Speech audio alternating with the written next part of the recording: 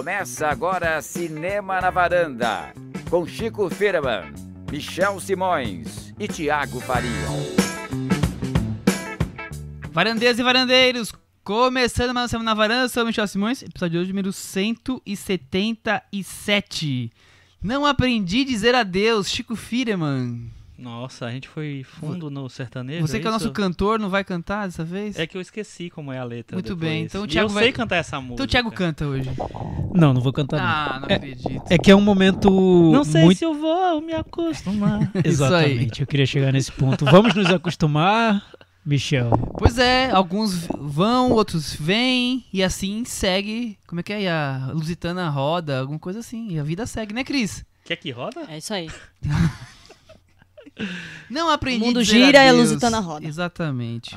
Porque alguns personagens se foram e nós Ih, ficamos spoiler, tristes, é isso? Isso aí, tô achando que ia ser spoiler, hein? Vamos falar hoje de Vingadores Ultimato. A gente vai ter spoiler ou não? E vai ter spoiler pra quem der e vier. Spoilers liberados hoje. Olha, porque Michel, todo mundo já viu esse filme, tá passando em todos os cinemas Exato, do Brasil. eu li 100% dos hoje... cinemas, praticamente. Eu li hoje que o levantamento mais recente mostra que quase 7 bilhões de pessoas já viram, então é quase a população toda do planeta. 7 Podemos bilhões, dar spoilers. acabou, Podemos todo mundo dar já spoilers, viu. sim. Então tá totalmente liberado. E, além de Vingadores, vamos falar de Cinemateca da Varanda hoje. Claire Denis. Claire Denis de novo, eu. Cleo das 5 a 7, a Nevardar.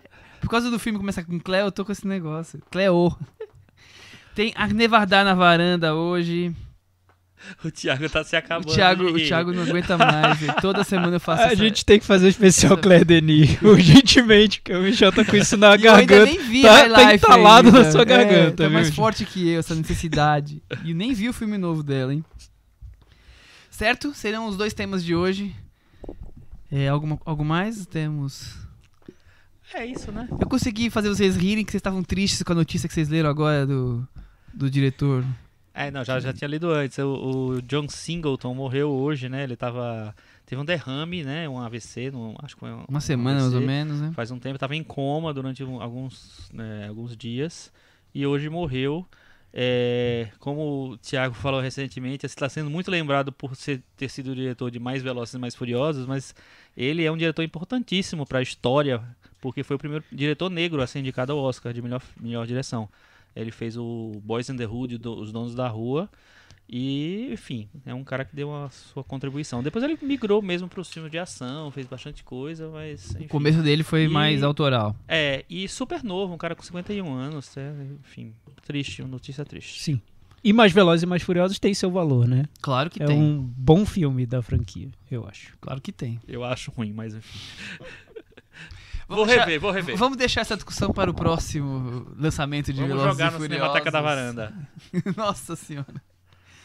Então vamos começar com Vingadores Ultimato. Filme dirigido pelos irmãos Joy e Anthony Russo. Joy tem 48, o Anthony tem 49, são americanos. A gente já falou bastante deles em outros filmes. Falamos de Guerra Outros Civil. filmes dos Vingadores. Não, de outros filmes que eles dirigiram, né? Uhum. É o 7º longa deles. Falamos sobre Guerra Civil, Capitão América, no episódio 19, o Império Marvel contra-ataca. E falamos sobre Guerra Infinita, episódio 124, Cada Um por Si e Thanos contra Todos. Títulos maravilhosos, né? Apenas maravilhosos. Então a gente já debateu um pouco da carreira deles. Vocês querem falar mais alguma coisa? Eles dirigiram os 2 Capitão América, né? Um Capitão América, né? Na verdade, eles dirigiram 2 dos 3 Capitão América. Isso. Capitães Américas. Capitães América. Eles dirigiram o Soldado Invernal e o Guerra Civil e os E dois dois Vingadores, os últimos, né? É isso aí. Algo a acrescentar sobre a carreira deles? Quem quiser, vá buscar nos episódios antigos. Sinopse pra poder liberar os spoilers. Chico que tá desesperado pra falar dos spoilers. Eu não tô não, mas até porque essa semana aconteceu um negócio muito esquisito, né? As pessoas resolveram se vingar dos Vingadores estarem ocupando tantas salas, dando spoiler da história da trama do filme. Ou seja, a vingança era contra as pessoas que queriam ver, não contra o filme em si, contra a Disney, contra nada. O mundo tá Foi de um cabeça e negócio- ninguém me falou, né? Mais ou Então. menos, já que estamos musicais hoje. Meio maluco isso. Tá uma loucura. Mas enfim, vamos lá. Thanos Josh Brolin, eliminou metade do planeta. Tony Stark Homem de Ferro, Robert Downey Jr., está vagando pelo espaço enquanto Steve Rogers, Chris Evans, que é o Capitão América, e Natasha Romanoff a Scarlett Johansson. ainda tentam liderar a resistência e curar as feridas após a perda de tanta gente. Mas, Thiago, há pouca esperança. Será? É o que a sinopse estava tentando vender até então. Thiago Faria. Diga, Antes eu vou Michel. perguntar pro Chico. O Chico firma que é especialista em bilheterias. Bilheteria. E aí, deu algum dinheirinho de bilheteria esse filme? Deu um dinheirinho. troquinho. Um troquinho? Um troquinho rápido. Vai dar pra pinga. Ele rendeu 357 milhões de dólares no primeiro semana nos Estados Unidos. Que já é mais do que ele custou. Sim. E ele rendeu ao todo no mundo mais de 1 bilhão e 200 milhões de dólares. Passou assim loucamente na frente de Qualquer outro. Filme, de qualquer outro, né? O filme que mais rendeu na história na estreia na história do cinema. Ele já tá prestes a ser a maior bilheteria de todos os tempos? Ou uma eu semaninha a acho mais que- já bate isso daí? Não, eu acho que tem uma estradinha, mas acho que ele vai se tornar assim. Impressionante, né? Os números de Thiago. Chico, você sabe qual seria o segundo colocado? Do que? Estreia mais lucrativa? Vou enfim. olhar aqui. Enquanto isso, vamos falando de outras coisas. Pra ele se tornar o primeiro, ele tem que superar Avatar, né? Que Avatar é o primeiro. Acho que o Avatar fez mais de 2 bilhões. Acho que o Avatar, se não me engano, tem 2 bilhões e 700 mil. Pô, mas ele fez um terço. E o mais Avatar, que um terço. não sei se vocês lembram, o Avatar ele começou em poucas salas, então ele tem uma estreia muito inexpressiva. E foi depois crescendo, ele ampliou, virou IMAX, virou 3D, aí virou um negócio caríssimo, né? Mas é isso, ó. Worldwide Openings. Momento para a internet funcionar. No mundo, né, 1 bilhão e 200. O segundo é o Vingadores Guerra Infinita, que rendeu 640 milhões. Ele rendeu o dobro. O dobro. E o terceiro lugar é o The Fate of the Furious, que é o oitavo? Não é o Acho do Paul Walker, né? Não, é o acho que depois. Acho que é. Que rendeu 541 milhões. E o Star Wars, o Despertar da Força, 529 milhões. Então, ele rendeu, assim, absurdamente mais. Completamente fora de qualquer expectativa, mais. né? Não tem nem comparação. E 70% desse valor, 71 quase, 70,8, foi de bilheteria fora dos Estados Unidos. Então... O mundo inteiro tava louco pra ver. Ô, Thiago, Pois é, então não só... Mas parece que o Brasil mais, né? não só a Disney obrigou o público a ir, porque colocou em todas as salas, como o público foi. Então as pessoas foram teleguiadas pela Disney para ver o filme Não, que a Disney queria que eles tivessem visto. não, Foi isso, mais ou menos, que eu não aconteceu? acho que seja isso, né? Eu acho que a ocupação das salas é de acordo com a expectativa de público.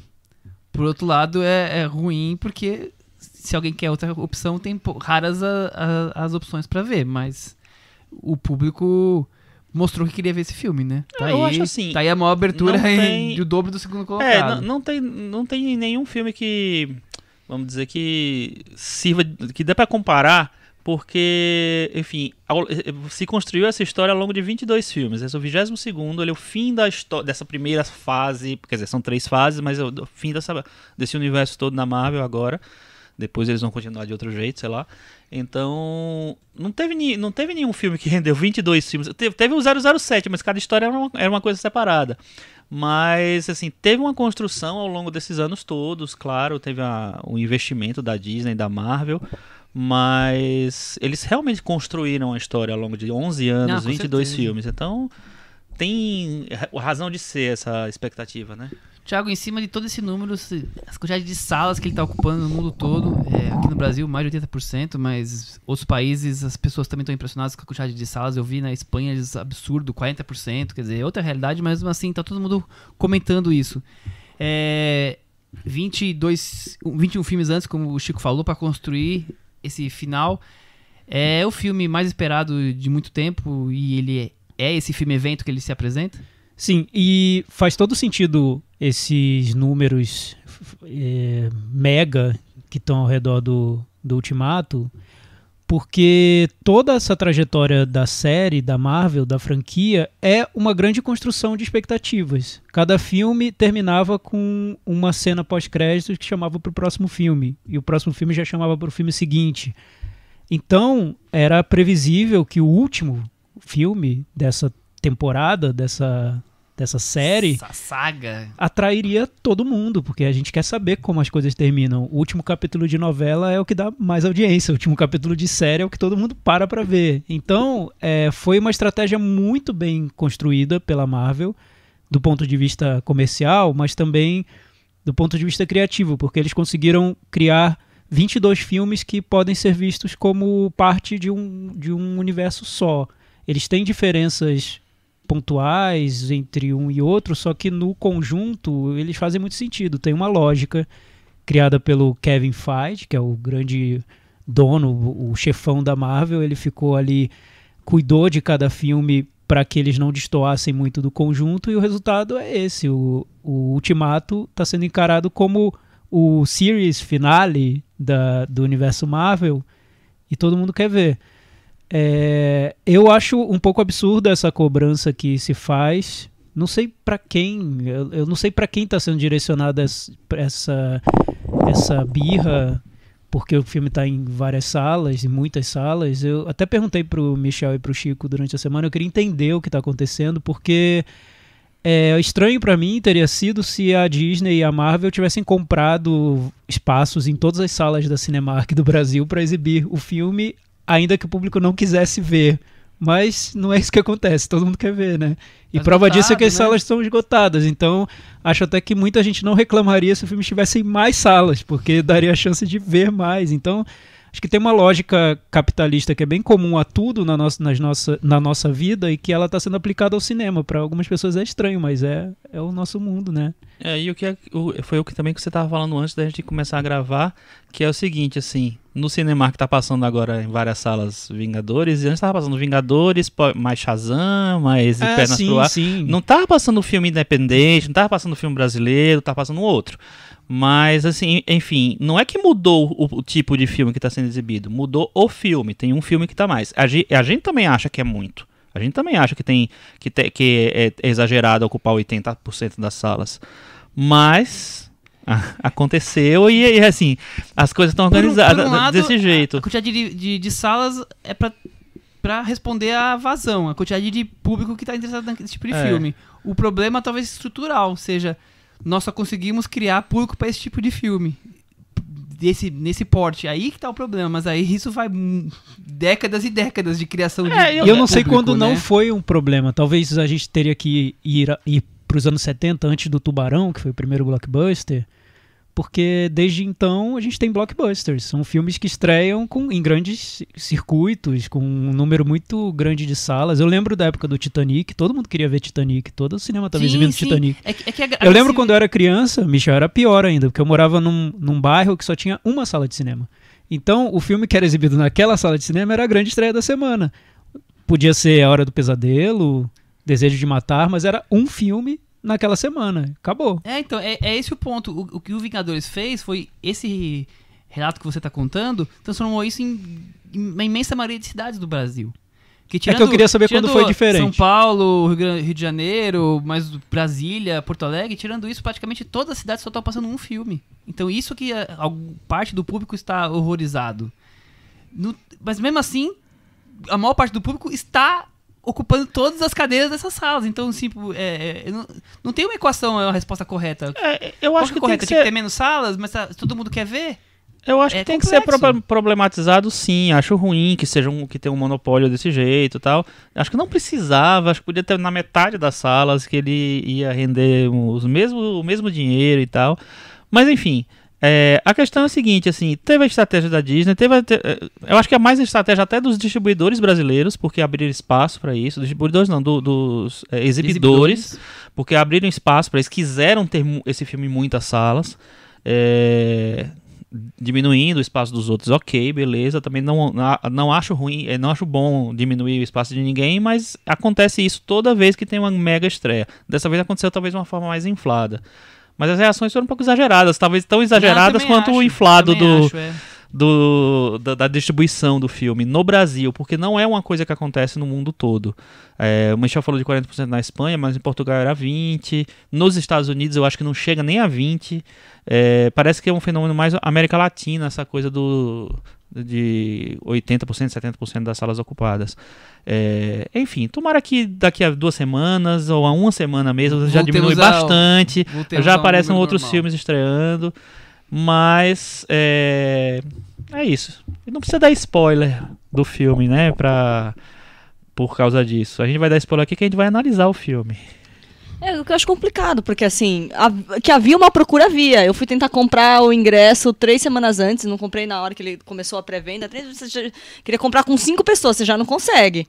Então, 5 assim, cadeiras juntinhos. Lei da oferta e da procura, né? O cara lotou uma sala, o cara quer abrir outra, e abrir outra, e abrir outra. É um problema, é o sistema capitalista também, né? Fazer o quê? Eu acho que a gente tá querendo colocar uma regra que o sistema nem sei. comporta. Eu sei lá, São tipo, salas você tá lá passando privadas de Vingadores cinema. numa sala, aí esgotou seus ingressos. Aí ia dizer, você quer mais uma cópia? Pô, eu quero, eu acho, né? Eu quero ver minha sala lotada. E qual seria a opção? Eu falei, não vou colocar na outra sala, vou passar Shazam. Mas, gente, Shazam as pessoas já viram, elas querem nessa semana ver Vingadores. Então, entendeu? assim, né? Não isso. Exatamente, né? Não tô vendo o retrospecto problema. do lado que tem sido né? o cinema no Brasil com relação a faturamento, que tá todas as empresas de cinema com muito abaixo do que era nos últimos 2 anos. Será que no filme que vai dar dinheiro, todo mundo não vai querer realmente pegar esse dinheiro? Mas Michel, sem querer problematizar muito essa questão, porque, enfim, mas se você tivesse uma sala de cinema, uma rede, um multiplex complexo com 4 salas, os Vingadores estivessem estreando, você faria questão de liberar 2 para outro filme só por amor ao cinema? Eu não sei. Você tem que estar muito... É muito fácil pra eu, que sou cinéfilo, quero ver um monte de filme e falar, tem que dividir uma sala só porque assim, quem tá acho chato, dia a dia mas que vive disso que vai saber. Eu acho chato, mas eu entendo o lado do exibidor, que passa alguns meses assim, sem haver navios, assim, né? E de repente. Míngua, né? Aí de repente chega o grande momento ali e ele vai ficar lá segurando. Ali, imagina ainda você percebendo que tem gente que não conseguiu entrar na sessão. Então, e tem outras salas vazias. Estavam lotadas todo o final de semana, lotadíssimas, assim, gato pingado de lugares. Então é complicado, né? Assim, porque eu acho ruim, mas a gente já era a única saída. Não, e ao mesmo tempo, assim, tem pessoas que não vão ao cinema e que esse é o filme que elas vão ver no ano, né? Então, assim, esse é o filme que elas vão ver no ano. Então, o cara não vai querer também usufruir disso, não sei, né? Difícil. E talvez explique o fenômeno da América Latina, porque aqui o cinema é muito caro, as pessoas optam por um filme no fim de semana, geralmente, e o exibidor sabe disso, não tem... As pessoas não vão ver 3 filmes num fim de semana no cinema, gastar R$100 por filme, por sessão, incluindo pipoca, estacionamento. E tem outra coisa, o filme é muito longo, então faz com que uma sala tenha uma quantidade menor de sessões, então você tem que abrir mais uma sala para ter mais sessão. Tá. Tem várias variáveis aí. Tem várias variáveis, assim, também não é assim, eu acho que não é uma coisa sem nuances, assim, né? São 50 tons de cinza. Exatamente. E no final das contas, tem muita gente indo pro cinema, que é uma coisa que não acontece. Que é maravilhoso, sempre. Imagina, eu sei de várias pessoas que o taxista fala, a última vez que eu fui ver foi Titanic. É melhor que ele vá ver Vingadores, porque cinema é uma experiência coletiva. Porque as pessoas vão lá e vão ficar xingando e vão querer dar spoiler, e aí você vai querer bater as pessoas na fila. É uma experiência coletiva. Não, comigo aconteceu um negócio muito engraçado. Eu fui assistir na pré-estreia o Vingadores. Quando eu saí, peguei o Uber, tava querendo comentar. Aí o cara falou, não, por favor, não comenta não, porque eu não vi ainda, não consegui ver. Minha namorada não podia comprar o ingresso, não tinha prova amanhã, não ia poder comprar o ingresso. Por favor, não comenta nada, não. Eu falei, tá bom, então, beleza. Aí não pude ter o papo, né? Comentando o filme. Mas tudo bem. Chico Firman. Mas é isso, eu acho que por um lado, existem 2 lados aí bem radicais, assim. Existe um lado que é tipo assim, as pessoas estão indo pro cinema, em massa, indo pro cinema. Estão vendo o filme, estão dando dinheiro para a indústria de alguma maneira. Talvez não seja a indústria que mereça, mas enfim, é a indústria. E por outro lado, podia ser um pouco menos talvez de salas para poder o negócio não despertar tanto ódio. Muito bem. Vamos falar então do filme? Vamos falar. Foi aberto o buraco do spoiler? Tudo liberado. Thanos lançou uma rajada e abriu o buraco do spoiler. Esse é Estelar. E aí, Chico Filho, o que você achou do filme? Primeiro vocês. Não, como primeiro a gente. Não, vamos lá. É O Chico é ping-pong, misterioso. Ó, isso? esse filme deixou, como nunca antes, deixou o Chico Firme em crise existencial. Existencial. Sem informações. Inquietação existencial, né? Assim, inquietação existencial. Eu vi um post que ele fez depois Porque, da sessão que eu quase deixei né, o a telefone gente- do CVV nos comentários. A gente chegou e perguntou, não é pra dar spoiler, mas achou que é bom ou não é? A resposta foi, não sei. Então, assim, eu falei, xiii, Isso perdurou por alguns dias. não vou perguntar. Perdurou até eu rever. Por Olha alguns isso. dias. Então, ó. Mas qual foi sua angústia, Chico? Não, a minha angústia é o seguinte, imagina um jovem rapaz, um A adolescente. angústia dele foi, não aprendi a dizer adeus. Não, eu tinha muita expectativa com o filme porque são personagens que eu já conheço e né, fazem parte da minha vida desde 10 anos de idade. Então, li muitas histórias, eu vi, tem uma relação muito próxima, né, com os personagens. E ao longo desses 11 anos, 22 filmes da Marvel, teve vários que eu achei bons, teve vários que eu achei médios, vários que eu achei ruins e tal. E esse era o final da saga. E a saga nos quadrinhos, as grandes sagas que reúnem os heróis, eram as minhas favoritas. Eu adorava as coisas gigantescas, assim, que todo mundo tava lá, que todo mundo se abraçava, Os lutava épicos de junto. super-heróis, é isso? Sempre amei isso. Então, pra mim, a expectativa era muito grande. O Vingadores Guerra Infinita, todo mundo sabe que a gente já falou aqui, eu elogiei demais, eu adorei o filme, achei muito, muito bom, gostei muito de como eles fizeram Thanos, de como eles fizeram as relações dos heróis e tal. Então, aí agora era o Capítulo final. a resolução e tal. Então, eu tinha muita expectativa. Fui tão ansioso, que às vezes eu comecei a achar que o filme estava amarrado demais, que tinha, sei lá, solução demais. Eu fiquei meio chapado, eu acho, com o filme. Não conseguia ter decidir se eu estava gostando das coisas de verdade ou não.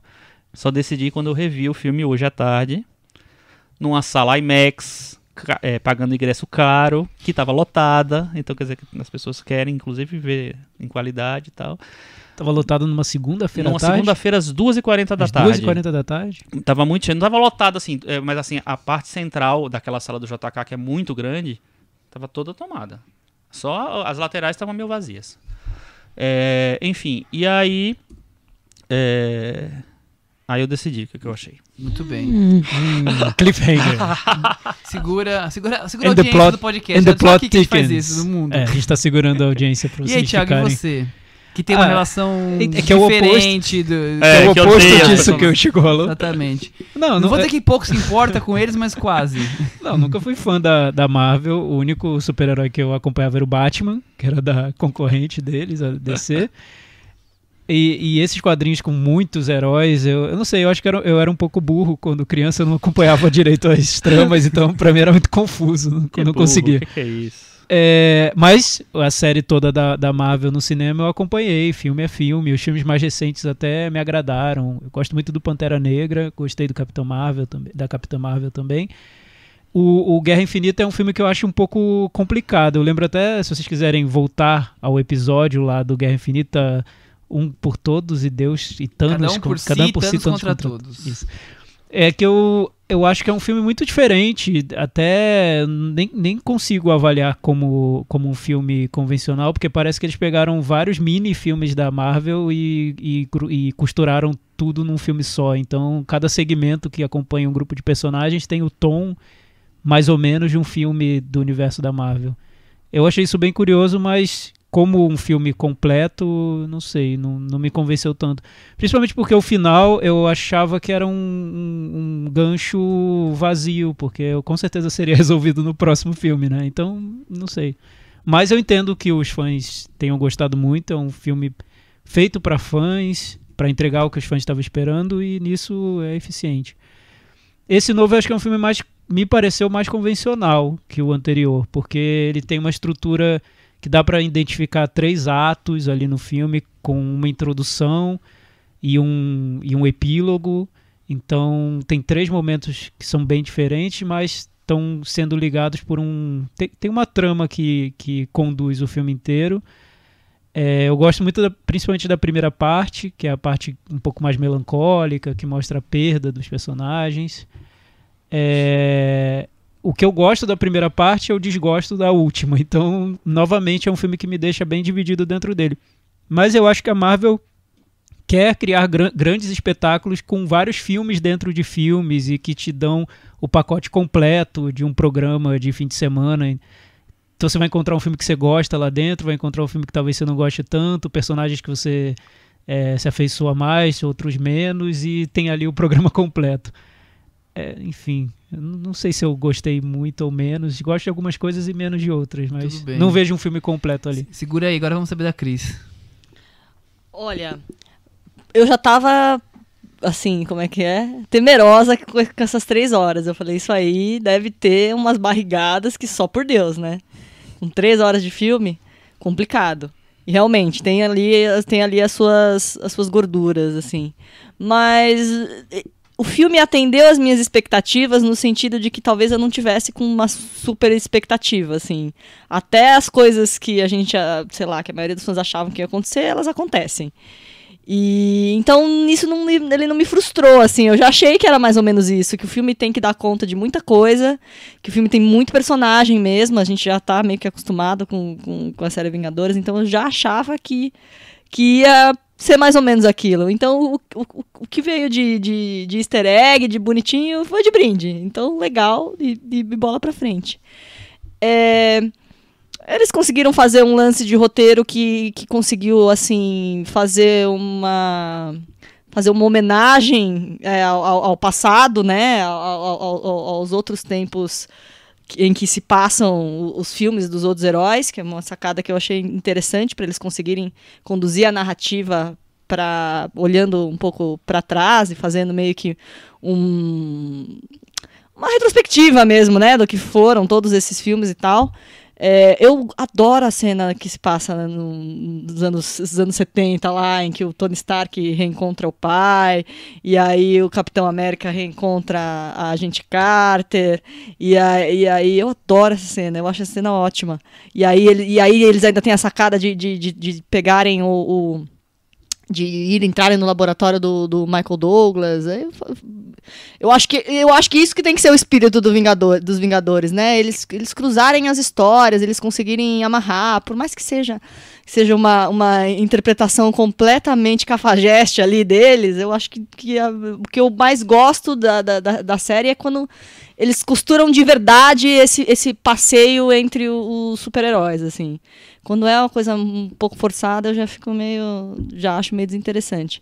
Mas, assim, era o desfecho que todo mundo esperava pro Homem de Ferro, pelo menos do pouco que eu li, que eu estava acompanhando, e se esperava um desfecho também, de alguma forma, do Capitão América. Então, não me frustrou. Não me surpreendeu, mas também não chegou a me frustrar. Acho que esse talvez seja o meu ponto. Ele não me surpreendeu e eu gostaria que ele me tivesse surpreendido mais. Eu vejo um pouco o que o Thiago falou, de ter ali vários filmes diferentes que se unem. Então eu vejo aquele começo com um drama mais intimista, quando aparece o... Você nem percebe que começou, né? Assim, se você piscar...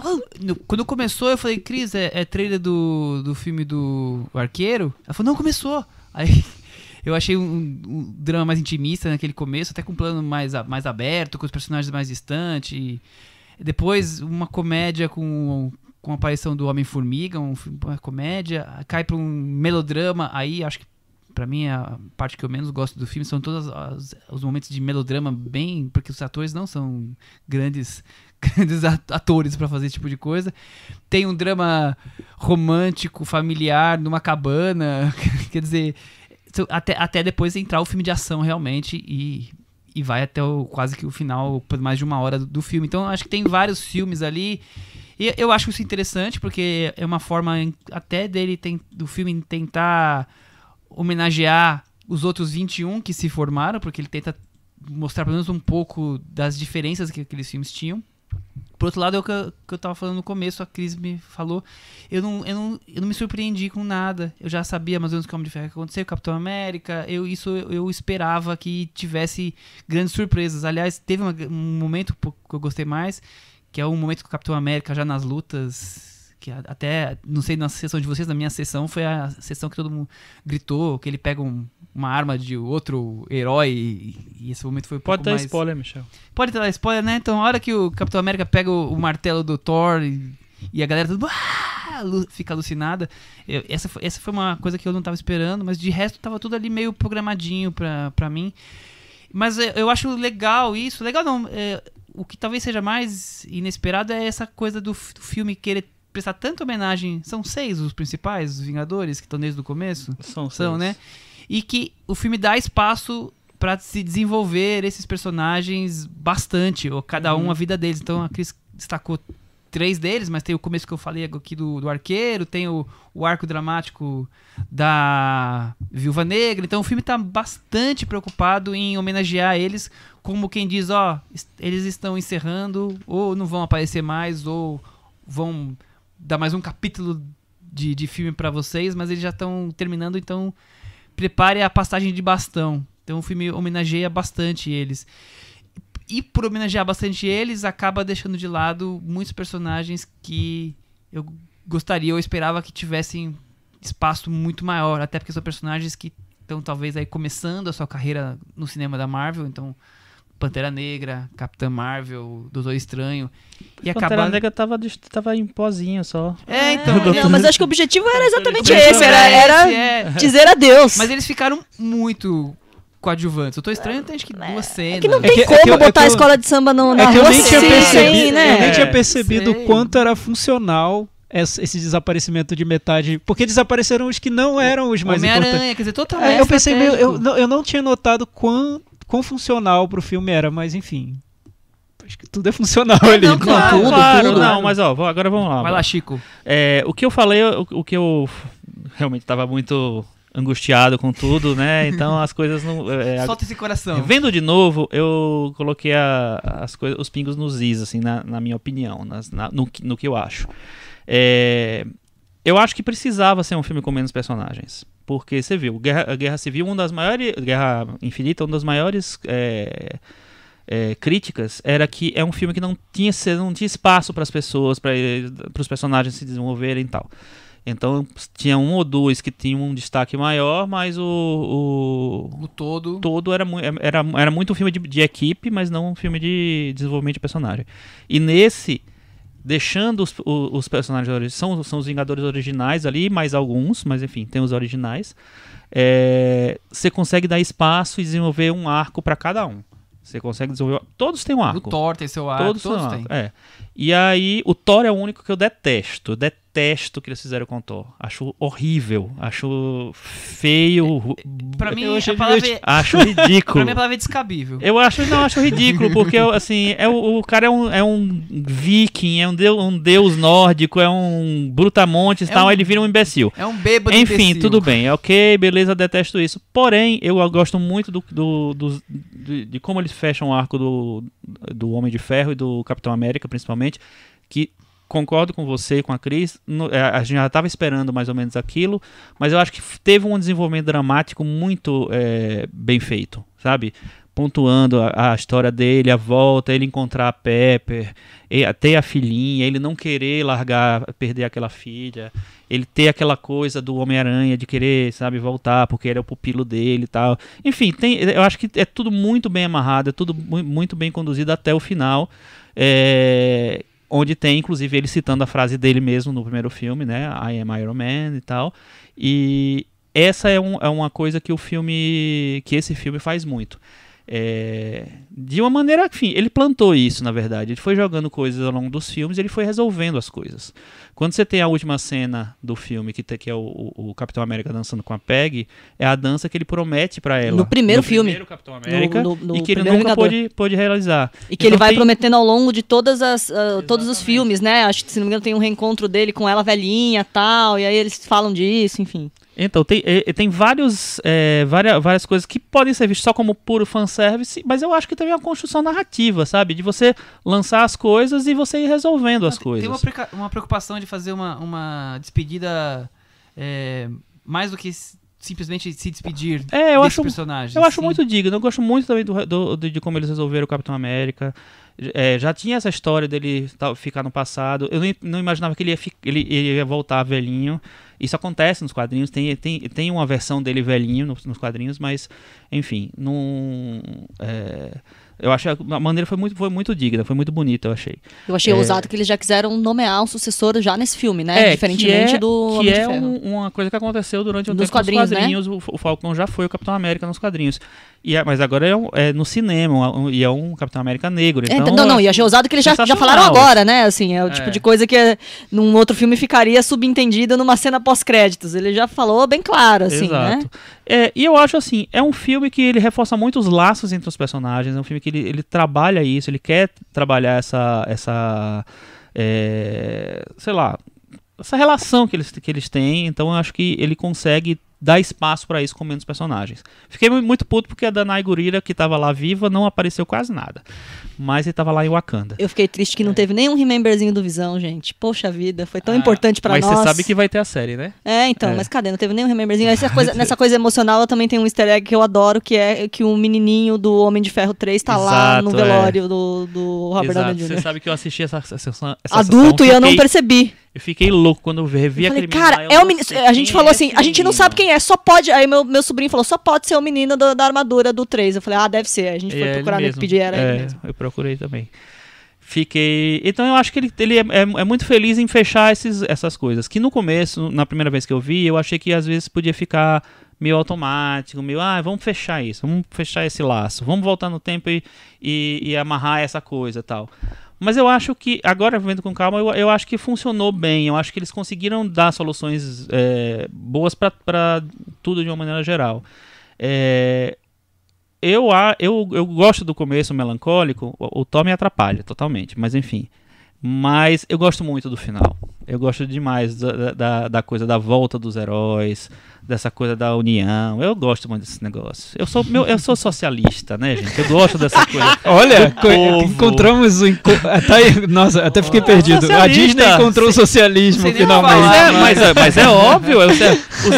É o povo unido contra o ditador, contra Viu o só agressor. quem tá protestando contra o filme? O Chico tá trazendo aí a palavra do socialismo, a palavra de Marx eu acho no que Vingador. Em algum momento tem um certo rocambole, porque tem muita volta no tempo. Não tem, né? Não tem mas jeito. eu acho que tudo meio justificável. Esse universo permite isso. Eu acho que tem existe uma liberdade para certas coisas. É isso. Muito bem. Thiago. Mas você preferiu esse? Duas perguntas pro Chico. Não, então estamos entrevistando o Chico agora. Eu prefiro Guerra Infinita. Você prefere Guerra Infinita? Mas eu tava pensando recentemente, eu acho que eu tenho um problema com esses filmes divididos com a última parte. Porque, mal comparando, porque assim, eu gosto muito mais dos heróis da Marvel do que do Harry Potter e da saga Crepúsculo. Mas aconteceu exatamente a mesma coisa no Harry Potter, por exemplo. Eu gosto muito do ponto 1 lá, que é o filme indie, né? Que é a contemplação, vamos subir a montanha, vamos descer a montanha. Exato. E o 2, que é uma coisa filme mais de fechar as pontas, eu já acho que é meio automático, né? E a saga Crepúsculo também é muito legal, cara. Eu detesto a saga, mas o penúltimo filme, ele tem uma sacada de roteiro que dá um golpe no espectador bizarro. E aí no último ele já é qualquer coisa também. Volta a ser qualquer coisa. Mas... E a pergunta que eu queria saber um pouco sobre o Thor. Porque você não acha que o Thor foi ficando... A Marvel foi tornando o Thor mais um personagem cômico no decorrer da... O filme 2 é uma vergonha, né? É escrachado. Filme 2 é uma vergonha. Mas o Thor Ragnarok, né? É a grande comédia. Não, mas também tem vários momentos... Eu acho que a Marvel nunca soube muito bem o que fazer com o Thor. Eles quiseram fazer o Shakespeare lá com o Kenneth Branagh, né? Fizeram lá. Acho que ficou ok, nada demais, mas enfim, não acho ruim não. Muita gente acha bem ruim, eu não acho tão ruim não. Mas também não teve o impacto que eles queriam, não sei lá. Eu acho que é um filme difícil, né? Porque é um filme de Asgard, de deuses, então acho que é um filme difícil de fazer. Mas Senhor dos Anéis... Mas eu acho que ficou ok. Sim, não, mas aí é diferente, né? Assim, eu acho os piores filmes da Marvel, mas assim, eu acho que tem alguns dos piores estão aí mesmo. O 2 é uma coisa que não tem cara nenhuma, é uma coisa, qualquer coisa, ninguém liga pra aquele filme, pra mim é um dos piores, ou o pior da Marvel. E aí no 3, quando eles passam pra comédia, eles dão essa gancho da comédia, eles pegam um diretor de comédia, que é o Taika Waititi, eles fazem a maior bilheteria dos 3 da série, então eles descobriram, e o Chris Hemsworth já tinha se revelado um ator bom de comédia. Vocês lembram que ele tá no Caça-Fantasmas, ele rouba a cena quando ele aparece. Sim, sim. Então ele funcionou muito bem, eles gostaram da brincadeira, deu certo, e aí eles vão e pegam o Thor Ragnarok para ser o Thor desse Vingadores. Então, teve a Marvel tentando acertar. Quando ela acha que acertou, ela resolveu manter aquilo ali.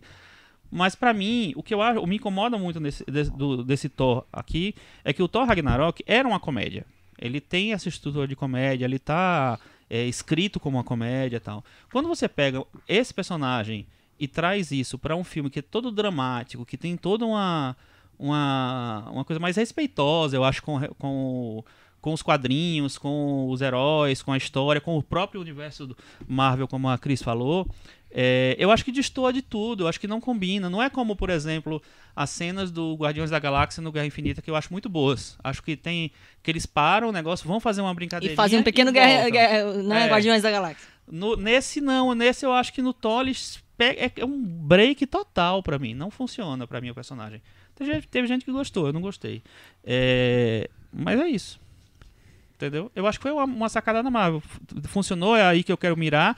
Tanto é que a deixa pro final é de um Thor. É possível participação do Thor no próximo Guardiões da Galáxia, né? Deixou tudo então, engatilhado, né? Ô, Thiago, você acha que... Eu, pelo menos, vi isso... É um filme sobre lidar com a morte? Todos os personagens estão lidando com ela de várias formas, com familiares, com amigos, gente que Sim, foi. É muito forte isso.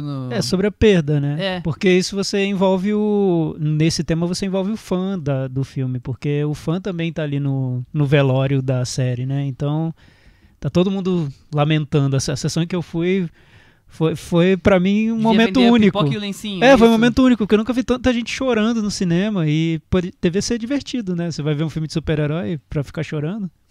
Eu entendo você chorar na Saga Crepúsculo, né? Porque é um amor que tá indo embora. Mas enfim, eu acho que é um filme sobre... É um amor, o fim de Pepperoni, um dos grandes chips da Marvel. O que me impressiona muito na história da Marvel é que eles criam uma narrativa e o público, e que é um público enorme, compra essa narrativa. E não estou dizendo a narrativa dos filmes em si, mas uma narrativa de que estamos fechando um grande ciclo. Meu amigo, já deve ter uns 5 filmes programados para esse ano, não está fechando ciclo nenhum. E são filmes muito parecidos, tenho certeza. É um espírito meio Cecil B. DeMille. Então, 2000, mas eu acho... isso pra mim me impressiona muito. Inclusive, a gente tem um mar vermelho desse filme. Como eles criam acho que vai além do Cecil B. DeMille, eu acho, porque eles criam uma narrativa extra-filme. A narrativa, nesse caso, era: vocês viram Guerra Infinita, no final da Guerra Infinita vocês perderam metade dos heróis. Quem disse? Óbvio que eles voltariam, né? Tava bem óbvio, né? Muito óbvio. Assim, mas as pessoas compram de um jeito, embarcam na fantasia e voltam pro cinema, e o público duplica de um filme pro outro. Tem algo aí no que a Marvel captou. Não, porque não tá morrendo cinema. Só o Homem de Ferro, tá morrendo o ator que interpretava, no sentido de que não vai ser mais ele, não é mais esse ator, nunca mais vai ser esse ator. Mas você imagina, tem isso, que eu acho que é muito importante no filme, sim, mas você tem 1 hora de filme que é sobre heróis lamentando o desaparecimento de heróis que obviamente vão voltar em um determinado ponto do filme. E o filme compra isso com uma verdade que é forte, né? Vira um filme sobre luto. Eu gosto muito desse início. 5 anos de luto. Eu gosto muito desse início do filme porque dá a chance de tornar tudo um pouco mais... leve não nesse tom de tristeza, mas na narrativa, porque não tem trilha sonora, nada, né? Não, mas não chega a ser deprê, né? É porque eu comparo com uma série que eu gostava muito, The Leftovers, que a trama é mais ou menos parecida. Tem um evento estranho no planeta e uma parte grande da população desaparece, e quem restou tem que lidar com a perda, com a vida. É isso, e é uma série sobre perda, mas é uma série muito, muito melancólica, pesada mesmo, que te deixa arrasado. No Vingadores, acho que eles encontraram um tom de melancolia leve e que dá uma certa suavidade à trama que os outros filmes da Marvel não têm, porque a ação predomina. Então, foi surpreendente, sim, pra mim. Isso que você falou, Michel, que não teve surpresa, pra mim foi. O início do filme foi surpreendente. Parecia que tinha um outro diretor ali fazendo a trama e mostrando como os personagens se transformam com a perda. Eu gostei muito do Hulk se transformando num personagem híbrido ali, metade bonzinho e metade bronco. Mas sabe que até isso eu achei que ia ter? Eu falei assim, bom, nós vamos começar tentando ter um lance artístico, nós vamos fingir tipo Harry Potter até 1. Isso. Nós vamos achar que aqui é obra de arte, que Não, nós estamos no Retorno do Rei pra ganhar Oscar, e depois a gente bota... Eu falei, não vai ser desde o começo pancadaria que nem Guerra Infinita, vamos botar a escola de samba só no final. Vamos ficar aqui lamentando um pouco a morte do Mas do eu acho pessoal. que se estica, né? Se alonga. Se estica um pouco, se estica um pouco. Primeiro que o prólogo já me surpreendeu, porque eu não imaginava que eles iam se livrar do Eu vou te falar uma coisa que talvez tenha chegado a me surpreender. Que a escolha deles de roteiro pra dar uma solução deu destaque pra 2 personagens que, na minha opinião, são segunda divisão, que não são tão interessantes, mas que, por causa do plot, eles tiveram que dar destaque. Que é a Nébula e o Homem-Formiga. É verdade. Porque a resolução é via a história, né? A lógica do reino quântico. E também tem que dar um jeito ali no Thanos via Nébula. Eu falei, nossa, eles acabaram dando destaque pra 2 personagens que eu não tava nem aí pra eles, mas a história acaba... É né? verdade. Era o que eu queria que você... Por exemplo, eu achava que corresse. um Doutor Estranho, que era o cara que previu as 14 bilhões de não sei o que, ia ter mais destaque. Ele fala menos que o chinês. Então... É verdade, Mas é verdade. o Doutor Estranho virou pozinho, gente. Eu sei! O Homem-Aranha tava, Não, o eu Homem-Formiga sei, tava eu lá. sei, mas o chinês também tava lá perdido. Não, Chico, falou pra caramba. é que poderia ter. Eu entendo isso que a Cris fala, porque foi uma decepção minha também. Eu queria ter visto mais personagens que eu gosto. Pantera Negra, por exemplo. E eles poderiam ter resolvido na trama a questão do pozinho muito antes, né? Porque pra mim tava tão óbvio que eles iam voltar. Poderiam ter resolvido Mas muito eu achei antes. curioso que nisso, Mas a 2 questão- personagens É. que são, né, série B. Então, mas a questão O que eu achei interessante é que, ele- o filme compra muito essa ideia da perda, que pra mim é totalmente artificial. A gente sabe que eles vão voltar. Uma Não perda é? Tem Homem-Aranha, tem Homem-Aranha daqui a Não 2 vai meses, ter. gente. Vamos lá. Então, Se é não claro. voltar, como Tem faz? filmes programados já. Pantera Eu Negra, achei óbvio que vai ter uma 5 continuação. anos de luto eu achei um absurdo. Eles vão voltar, gente. Tá óbvio. Mas tudo Demoraram bem. 5 anos, Michel. É, só na cabeça de quem escreveu esse roteiro.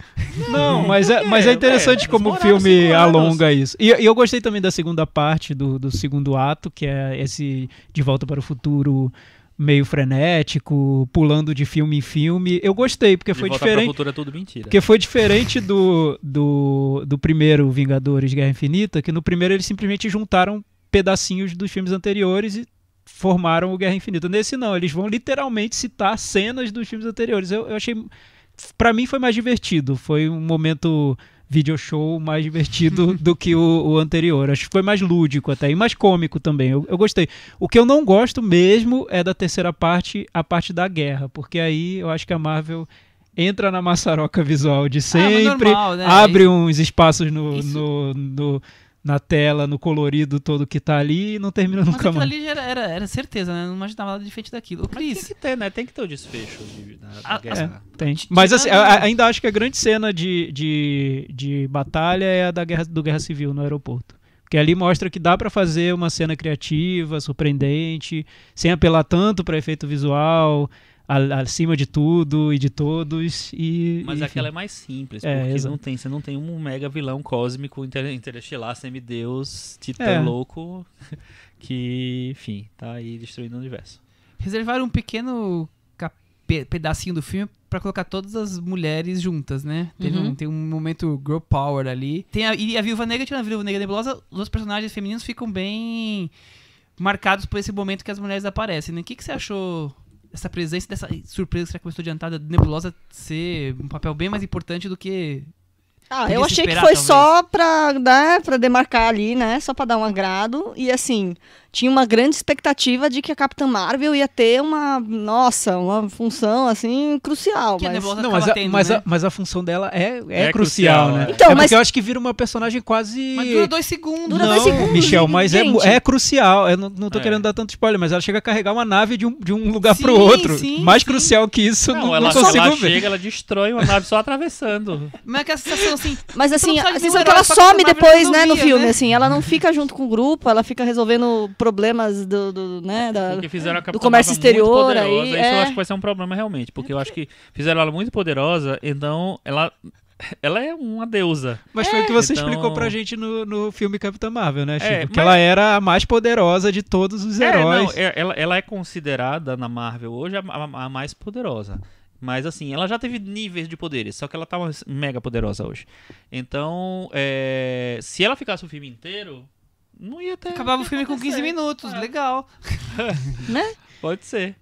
Entendeu? Mas eu acho que eu gosto das participações dela, tá? Eu espero que ela diminua os poderes dela nos próximos. É que tá claro que o filme não é sobre eles, é sobre os primeiros. Os primeiros, Vingadores. exatamente. Seria sobre os Exatamente. 6 ou talvez sobre 3 deles, basicamente. Não, é sobre os 6. É porque o todos os Hulk é seis. bem pouco, né? Ah, eu gosto da tem participação bastante coisa do Eu achei que Hulk. tem Não, poucos eu achei que filmes do eu achei que é curiosa, eu achei que é divertida. É o Professor Hulk, Consegue que ser eu mais achei divertido que- na medida do que o Thor, por Com exemplo. certeza. Acho é. que consegue Com ser certeza. mais dentro do É que o Thor vai para propósito. o Thor vai para um humor se beber não Esculhambado, case, né? É um Uma humor coisa mais que me juvenil. irritou mesmo. profundamente no Thor foi o seguinte, assim, eu acho muito legal a ideia do Thor voltar e encontrar a mãe. Todo mundo ama a René Russo, né? Eu amo. Enfim, eu acho muito legal, acho uma chance boa de você fazer uma cena bonita, de despedida e tal, não sei o que lá. Aí você faz aquilo, mano. Você bota o Thor naquele estado, na frente da mãe. Complicado, E resgatar Natalie complicado. Portman, só pra ele ficar fazendo uma piadinha sem graça. Mas aí foi as pontas de Mas homenagem, né? mas tem uma tentativa deles de quebrar a expectativa. É que eu Mas imagina, não teve, tô né? tô defendendo a Marvel Quem te aqui, viu, né? quem te Daqui vê. a pouco eu tô defendendo de pernas pro ar 3, mas enfim. Você não chegou desse nível Não, ainda. não cheguei não tenho porque você estômago não pra viu. isso. Mas o Michel, tem uma tentativa de quebrar expectativas no filme inteiro, né? Vamos lá. Vamos Defendendo lá, a Marvel. traz pra mim que eu não vi. Liberaram Thanos com 10 minutos de filme, né? A gente esperava que ele seria o grande vilão, que a questão seria só recuperar as joias lá do infinito. Eis que morre o Thanos com Ele 10 é o minutos de grande vilão. filme. Thiago. Tá, Ele Chico, é o tá, grande mas vilão. eu não esperava que ele morreria nos Mas- 10 minutos Sim, iniciais mas, do filme. Mas você tá pensando numa lógica assim, o filme é assim. Então. Ninguém viu o que Tem- o Chico fez da aqui. da voltinha. É, tá, O Chico eu fez entendo. piruetas aqui. Tá, isso pra mim Infinitas. quebrou minha expectativa. Tô falando as minhas. Sim, Talvez minhas sim. expectativas Não, eu limitadas acho que de quebraram. todos, acho que de É, todas as pessoas. Depois a volta do Hulk daquele jeito quebrou minha expectativa. Eu não esperava que o Hulk evoluiria daquele jeito. Já tinha saído o bonequinho. Então, Hominho, não hominho. sabia, não acompanhei Já todo tava esse rolando extra filme. o boato de que essa versão do personagem é conhecido como Professor Hulk. Sim. Porque ele mantém a inteligência, né, a coisa e o tamanho, a força. Aí o Thor, voltando como uma homenagem ao Big Lebowski, eu não esperava. Assim, poderia não ter voltado de outro jeito, poderia ter voltado do jeito que ele sempre é, mas eu noto que pode ter sido decepcionante demais pra quem conseguiu prever tudo que a Marvel fez nesse filme, mas eu noto um esforço de quebrar expectativas. Na maneira como a Capitã Marvel aparece, nas mortes que tem no meio do filme, enfim, tem uma cena de uma personagem que se sacrifica por outro personagem. Tem momentos de tentar quebrar a expectativa. Eu não acho que seja um último capítulo de novela da Globo. Acho que tá mais pra fim de temporada de uma série como Lost, sabe? Que tentam... episódios que tentam ser memoráveis. Você sabe que eu lembrei de Lost várias vezes? Porque eu acho que Lost tem essa coisa de querer... a última temporada tinha essa missão de querer fechar as arestas todas. E Lost era um filme era uma série que se baseava muito no mistério, no que era aquilo, em explicação. E durante, né, como era uma série no começo muito magnética, muitas pessoas ficavam muito, né, ligadas naquilo, surgiram várias teorias, e aí as pessoas foram rebatendo aquelas teorias, os autores e tal, não sei o que, e no final era aquilo mesmo. Aí eu acho que assim, eles não souberam lidar com o que eles criaram. Eu acho que nesse filme, que também é um filme que tem essa função e essa ideia de fechar as pontas, de voltar no tempo e amarrar as coisas, sabe, de acertar tudo, deixar tudo certinho para a próxima temporada, eu acho que ele conseguiu, comparando com Lost, muito mais. Ele conseguiu fechar muito mais, deixar a casa pronta para a próxima... Retomar aí o próximo passo. Para os próximos passos. Agora respondam rápido. Qual o melhor filme da era Marvel aí, desse universo expandido? Como é que chama? MCU? MCU. Chris Marvel Lume. Cinematic Universe. Qual o melhor filme? Ai, é o Capitão América 2? Soldado Invernal. Soldado Invernal. Chico Firman. É esse mesmo. Pra mim é o Pantera Negra.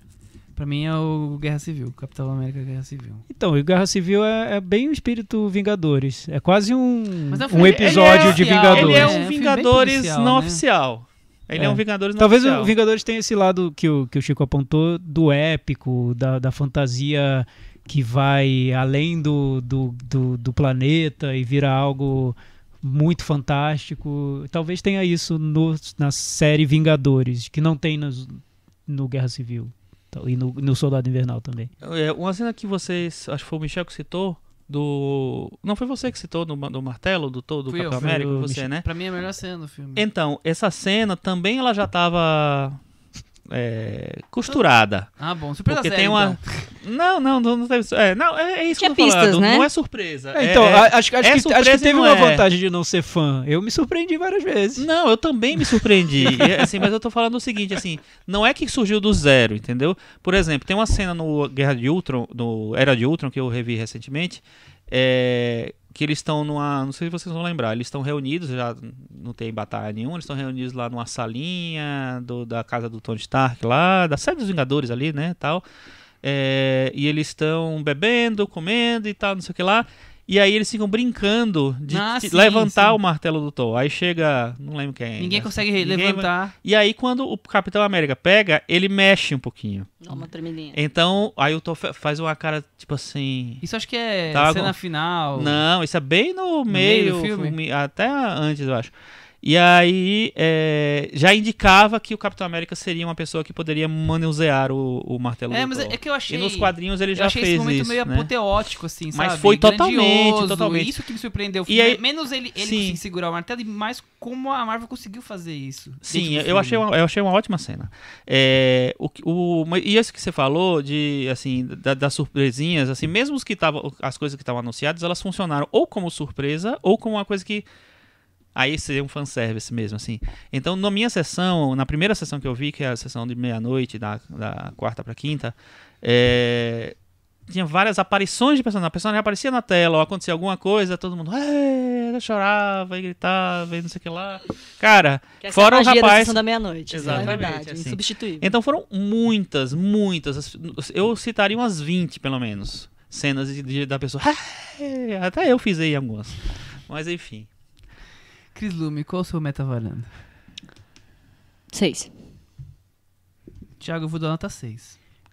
Olha, Michel, você gostou então mais do que eu imaginava. Eu tenho uns 6 filmes da Marvel que eu dou 3 estrelas, ele é um deles. Olha, que bom. Então, eu ia dar uma nota mais baixa porque eu acho o filme irregular, mas depois da conversa e pensando ele mais como um episódio final de série, e a gente discutiu mais isso aqui, a gente falou mais sobre trama do que sobre filme. O diretor a gente nem quer saber quem é, né? Pode ser o diretor pode ser o do De Pernas pro Ar 3, que tudo bem. A gente nem comentou. O Kleber, né? Mas enfim, pensando como uma series finale, pra mim foi eficiente, então vou dar 6 também. E aí, Chico Firma? Eu vou dar 7. Com isso, o Vingadores Ultimato ficou com 63 no Metavaranda e está aqui convidado para a festa do Varanda Awards. Garantido. Vamos mudar então de assunto. Já que estamos falando de heróis, vamos falar de uma heroína do cinema francês, Thiago Faria. Sim, e também um filme que lida com o tempo de um jeito diferente, Super, né? super bem colocado. Anne Varda, cineasta belga. Não é a Claire Denis? Pois é, eu consegui agora corrigir isso. Cineasta belga, nasceu em Bruxelas. Eu não sabia disso, fui descobrir isso hoje. Eu não tinha essa informação. Viveu até os 90 anos, faleceu recentemente, em março, se eu não me engano. Foi casada com também o diretor Jacques Demy, que é um diretor de clássicos musicais franceses, como Os Guarda-Chuvas do Amor, que o Thiago é fã. Né? Fez inúmeros filmes. O primeiro dela foi o La Pointe Courte, de 1954, meio que antecipando a Nouvelle Vague. A gente pode falar sobre isso também. E depois se notabilizou filmes como A Duas Faces da Felicidade, O Cléo de 5 a 7 que nós vamos falar agora, Sem Teto Sem Lei, até os documentários mais recentes como Visage Village, Catadores e Eu, A Praia de Agnes e por aí vai. Falamos sobre Visage Village no episódio 111, 3 indicados e 1 sem fôlego. Muito bom esse título. Que era o filme sem fôlego, né? Maravilhoso, gente. Ô, Thiago, gente é muito bom. Qual era o filme sem fôlego? Sem fôlego! Sem fôlego. Inclusive, é esse o nome do filme. Ela tem 23 longas, Michel. Se eu fosse resumir a carreira dela, uma palavra, 2 palavras, eu falaria de uma liberdade criativa. O que você acha? da Ane Varda? Acho que é isso. Ela sempre... A impressão que eu tenho é que ela fez o que ela quis fazer. Sempre, né? Sempre. E aí, Concordo. incluindo aí filmes com um orçamento um pouco maior e na maior parte das vezes muito menor, porque parecia que ela fazia filme com o que ela tinha, né, à disposição. Quando ela começou a fazer filmes digitais, então, os filmes pareciam projetos extremamente pessoais, caseiros, que ela não devia nada a ninguém e fazia. Mas esse espírito tá lá nos primeiros filmes dela, o Cleo, que é o filme que tem mais cara de novela vague, ainda assim tem muito dessa liberdade dentro dele. Eu li muito que a Agne Varda, como o Alain Resnais, é outro exemplo, são cineastas que tiveram uma passagem forte pela novela vague, mas que foi uma passagem mesmo. Eles pingaram na novela vague e depois foram fazer filmes muito específicos e que às vezes até eles tinham discursos contraditórios com o que os diretores da novela vague tinham. Eram muito individuais ali. Eles seguiam caminhos muito deles mesmo. Tem um certo conceito de divisão dos cineastas da novela vague, que tem os cineastas da margem direita do Rio, que são a novela vague mais clássica, vamos dizer assim, que é o Godard, Truffaut, Rivette, Chabrol e Romer, que todos eram amigos, participavam das coisas dos outros no começo e tal. Batizaram o movimento cinematográfico e tinha também os do lado esquerdo do Rio, que eram a Varda, o Chris Marquet e o René. Eu não sei se tem mais algum nesse grupo, mas eles que também eram meio amigos, contribuíam também entre si. E que eu acho que tem essa coisa mesmo, assim, essa novela vague do Truffaut, do Godard, virou a novela vague, e esses ficaram um pouco mais rebeldes, vamos dizer assim. Porque eles seguiram o caminho deles, né? Enquanto a novela vague ficou com umas regras que eles seguiam durante um tempo, até que cada um seguiu seu caminho. E até porque, assim, o René é um diretor que começou bem forte antes, na verdade, já tinha coisas muito fortes antes. Então ele já chegou meio formado lá na novela vague. E a Varda já tinha feito algumas coisas antes, e ela realmente tem essa tendência de fazer o que ela tinha, né? De fazer o que ela queria na cabeça dela. Então, ela nunca se prendeu muito. Tanto que são considerados os Incompreendidos e Acostados, são os filmes considerados o início do novela vague, né? Que são 58, 59, 60, por ali, né? E o La Ponte Courte, que é de 54, 55, a Agne Varda quase que dava os preceitos que depois a novela vague ia falar assim, não, a gente quer fazer filmes assim. Então é um filme numa região bem... um vilarejo, digamos assim, duas histórias que se intercruzam, não, mas acontecem paralelamente, mas não tem ligação exatamente. Então, muita de cena em local aberto, com aquela coisa meio da liberdade. Então, você vê o filme e fala, nossa, ela tava ali colocando a sementinha do que depois eles iam criar, ia perdurar por muitos anos, ia se tornar alguns dos maiores filmes de todos os tempos estão nessa fase ali, né? Então, quer dizer, a Nevada serviu até de ideia para o que foi feito depois. E aí depois ela faz Duas Faces de Felicidade, que são filmes que dialogam bastante. Eu acho que com a novela vague, quer dizer, ela fez parte daquele mundo, até que depois ela segue pro mundo dela, né? O Cleo, inclusive, o Thiago falou, é o filme que mais tem a ver com a novela vague, e tem literalmente, né? Porque tem aquela coisa da novela vague de filmar na rua, de andar por Paris, né? Dos cortes meio fora de padrão. Então... Tem até a participação do Godard no Tem filme? A participação do Godard no mini curta, Vamos né? falar sobre isso, que é sensacional. Então vamos falar do filme especificamente. Ele passou no Festival de Cannes em 62, na competição, e a sinopse é: algumas horas na vida de Cleo, Corinne Griffiths, uma cantora francesa ansiosa por saber o resultado de seus exames e o diagnóstico médico. Enquanto espera, ela passeia por Paris entre o tarô, o café com uma amiga, andar de bonde e encontrar um cidadão no parque. Thiago Faria. É Corinne Marchand, eu errei. Corinne. É bem isso mesmo, acho que você descreveu bem, Michel. O que você achou de Cleo? Então, muita gente vê a novela vague hoje quando você fala um filme da Novelle Vague, parece que é um filme indecifrável, né? Cabeçudo, pelo um contrário. filme que é chato e que é longo. Eu acho que Alguns são ficou... um pouco mais que outros, mas eu acho que no geral, ficou... Mas são filmes mais simples até. enfim, mas Tá, não com- foi com- essa imagem com que pouco ficou, né, roteiro, não. Michelzinho Simões? Não foi essa imagem. A imagem que eu acho que a Novelle Vague passa para o público, o grande público, é de algo cabeçudo e chato. O Cleo, ele é um dos exemplos de como no início da Novelle Vague, no primeiro momento, muito dessa reação que se tinha ao cinema que era mais convencional da época foi uma reação pelo caminho da leveza, da brincadeira, do despojamento, de tirar aquele tom sério que esses filmes tinham, esses filmes franceses que eram consagrados da época, e fazer um cinema que era mais livre, até leve. quase cinema de jogo, né, de brincadeira. Então você vê esse espírito no Cleo, você vê no Acossado do Godard, no Uma Mulher é uma Mulher do Godard, você vê no Atirem no Pianista do Truffaut, enfim, de vários filmes que eram feitos nessa época.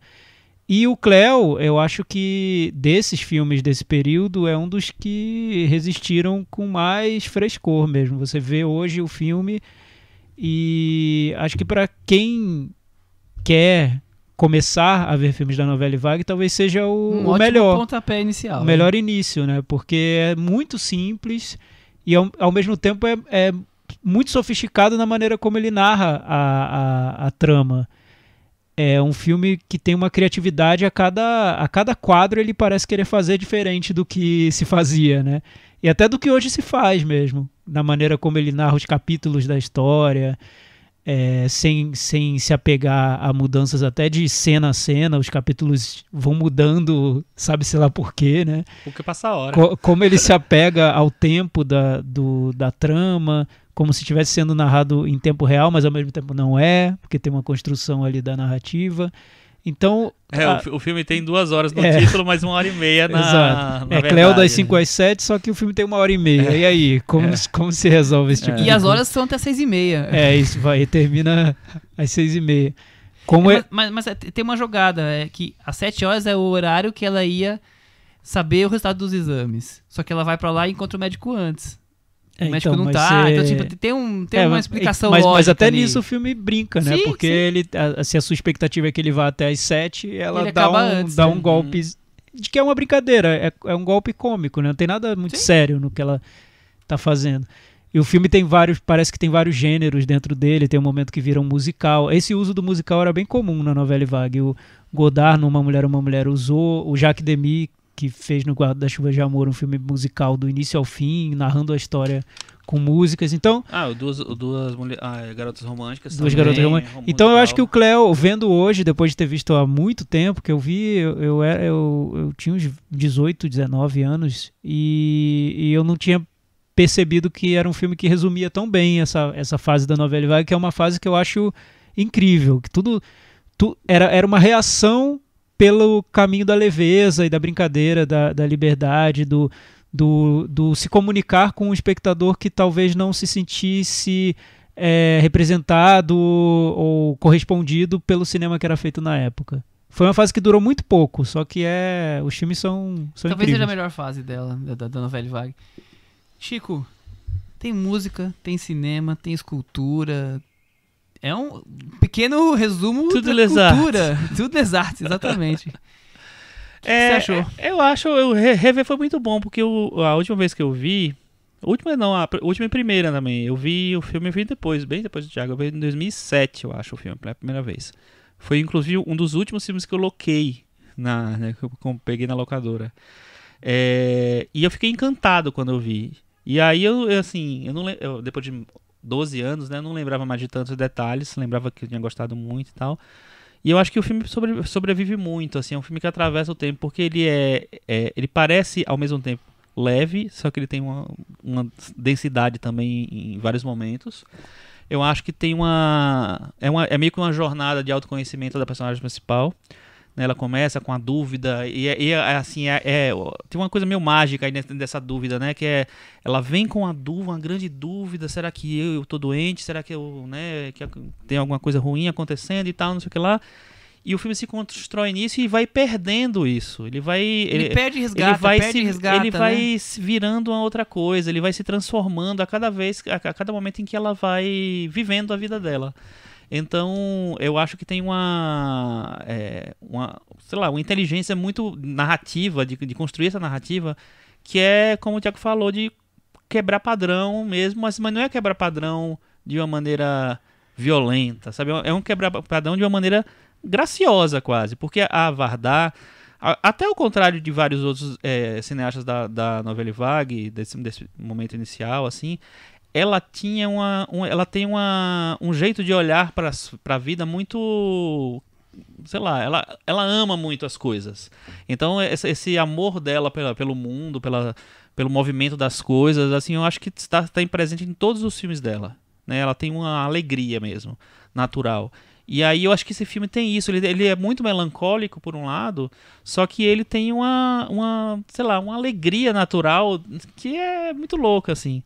Eu fiquei encantado de novo com o filme, vendo. Eu também acho que ontem. essa coisa é encantadora, porque por um lado o filme tem esses momentos de angústia e medo, que ele vai e volta, por outro lado ela cria uma personagem que em alguns momentos é fútil, outros momentos ela é super elegante, outros momentos ela é rica culturalmente, tá aí, ela flerta entre vários tipos de culturas diferentes, aí ela se apaixona, aí ela volta a ter angústia, aí ela cria musicalmente, quer dizer, o filme em 1h30 vai flutuando por tantos locais de maneira tão elegante e ao mesmo tempo com a sensação tanto de improviso. Tem uma cena específica que eu lembro que a Cleo tá comprando uma roupa na loja e a câmera vem por fora e faz um plano sequência e a luz do sol vai refletindo no vidro de uma forma que você já às vezes vê ela dentro da loja, às vezes você não consegue ver, você consegue ver só o espelho, aí volta a ver. Quer dizer, é uma coisa de sombra, luz, percepção, é como se você estivesse andando na rua vendo as pessoas escolhendo uma roupa ali e o sol bateu, você não consegue mais ver, depois você dá um passo a ver de novo. É tudo muito bem criado, no bonde, a coisa da brincadeira, então tem humor, tem um momento visual que é muito bom na cena em que ela tá no restaurante, na lanchonete, se abrindo lá com a outra personagem, ela, né, as angústias dela, todo mundo meio que vindo pra dar uma força pra ela e tal, que ele faz uma divisão de tela que é fantástica, porque assim, é uma divisão de tela que não é uma divisão de tela. Ela coloca a Cleo posicionado canto, lá de um espelho que tá refletindo um casal que tá discutindo, então fica parecendo que tem uma tela dividida e não tem. É uma cena que é de uma inventividade assim, tão sensacional, e que ao mesmo tempo tem uma função de tirar a personagem daquele momento e lançar ela, sabe, jogar ela pra uma outra coisa, pra uma discussão, como se aquilo que ela estivesse vivendo é uma coisa da vida, e aí tem outras coisas acontecendo, o mundo tá entendeu? acontecendo à sua volta, o mundo né? tá acontecendo, então eu achei uma maneira tão genial de você passar de um assunto pro outro, sabe, você fazer uma ponte nas possibilidades de sentimento da personagem. E mesmo com essa leveza toda, ela consegue colocar, então assim, tem coisas como a visão feminina das coisas, tem a Guerra da Argélia de maneira, só pra pontuar, ó, a Guerra da Argélia tá aqui, então você pode ver a questão política, amorosa, tem tantas coisas ali e que ela não fica debatendo, discutindo, ela só vai pontuando, porque na vida no final é isso, né? Essas coisas estão todas flutuando ao nosso entorno, né? E ali é o entorno de uma personagem e tá tudo flutuando ali em torno de 1h30 da vida daquela garota, 25 anos por aí que ela tem. Então eu acho como ela consegue criar isso de maneira tão natural, as coisas vão entrando e saindo da vida dela ali em 5 minutos e fazem todo sentido no final de 1h30 de filme. Que mais? Eu gosto muito da cena lá em que ela encontra, que é já a cena que se encaminha pro final.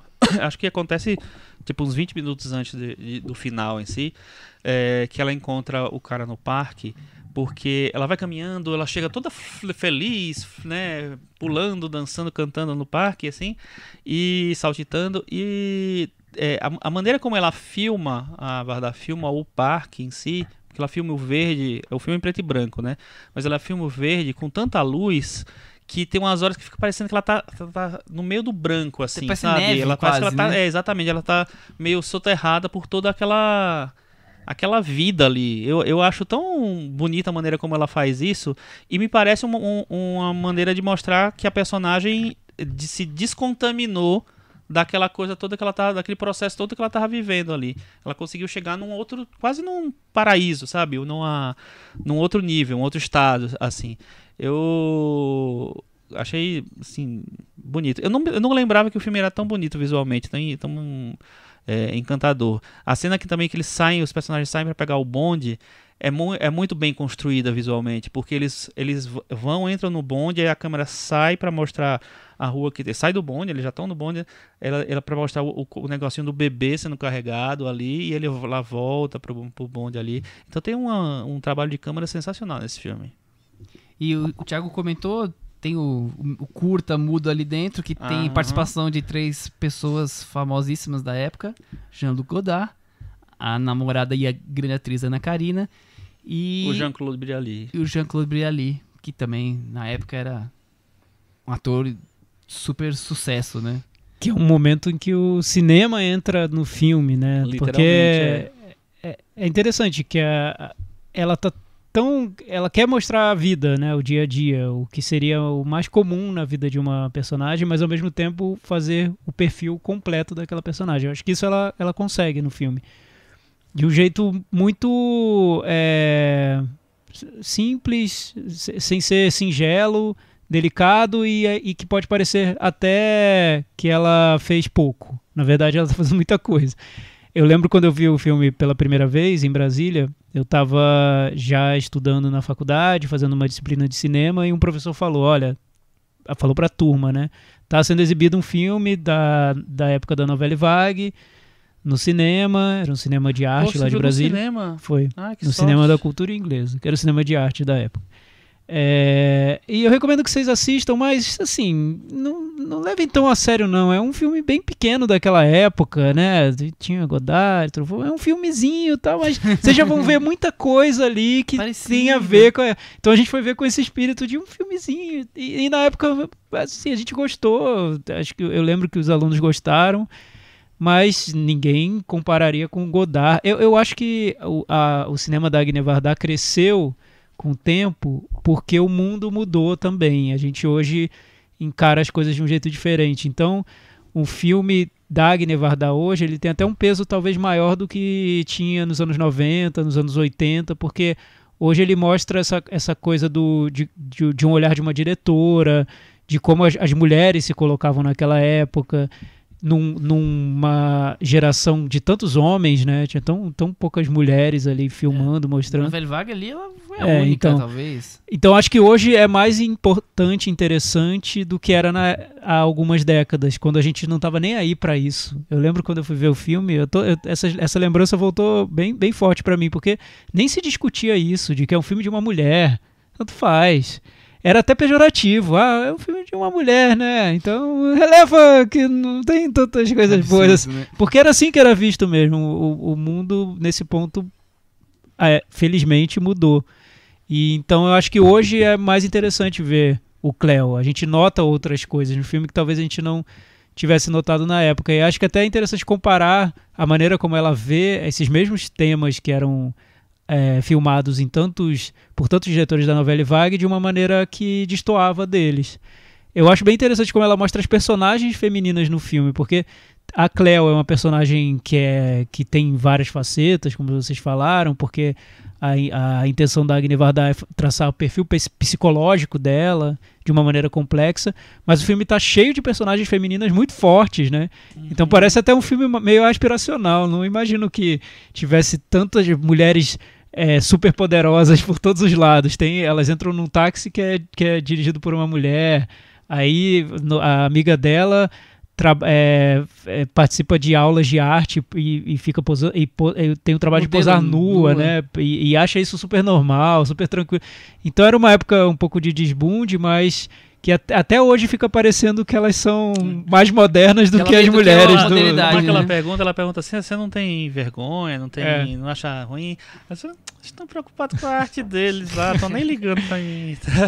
Então, parece que a Agne Varda tá dando regras pro cinema dela que permite liberdade às mulheres no cinema, né? As personagens femininas. É um ambiente em que elas são livres para fazer o que elas querem fazer. E isso é uma temática do cinema dela forte, né? Forte, assim, que muitas vezes está no primeiro plano, outras vezes está diluído no filme, mas está em vários momentos. Eu vi esses dias, nunca tinha assistido Uma Canta, a Outra Não, que é um filme de 77 dela, que é muito feminista, muito, muito. E tem um curta também, que inclusive eu compartilhei no Facebook, aí eles me bloquearam por causa disso, porque ele aparece peito, aparece perseguida, aparece várias coisas, e não pode passar isso, né? Isso chama Respeite as Mulheres. Cara, é um filme tão bom, é tão bom esse filme, é um curtinho, tem no YouTube, procurem. Belíssimo filme, assim. Então, em todos os momentos da carreira dela, essa coisa não é nem do feminismo, mas assim, da importância da mulher, de você ter o cuidado de mostrar as coisas pelo lado feminino e tal, sempre foi uma preocupação, mesmo quando esse não é o tema central. Então, acho que o Cleo é muito fundamental nisso. E uma coisa que eu acho da construção da personagem, eu acho que eu tava tentando pensar por que ela construiu o apartamento da personagem daquele jeito, que assim, é muito grande, tem poucas coisas, então, né, é quase meio surreal, assim, um cenário parece um expressionismo alemão, sabe, um negócio todo... E eu acho que era meio pra mostrar que aquela personagem era meio vazia mesmo, ela tinha um certo vazio dentro dela, e que eu acho que ela vai preenchendo ao longo do filme, com a vida mesmo, com as coisas acontecendo. Então, eu acho que o filme tem tantas leituras que você cabe num filme tão simples que só faz crescer. Muito bem. Essa foi a Cinemateca da Varanda.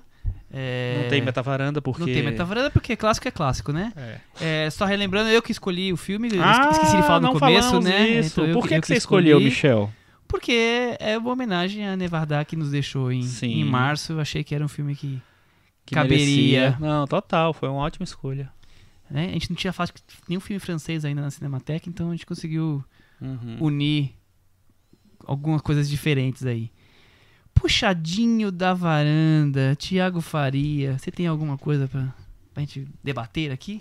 Então, eu comecei a assistir a uma série nova da Netflix, querendo trazer pro Puxadinho. É uma série de zumbi chamada Black Summer, só que eu achei tão ruim que eu parei no primeiro episódio. Então não sei se melhora, avisem se melhorar. Parou aí por aí. Péssimo. Aliás, piores atuações. Eu tava pensando muito sobre isso.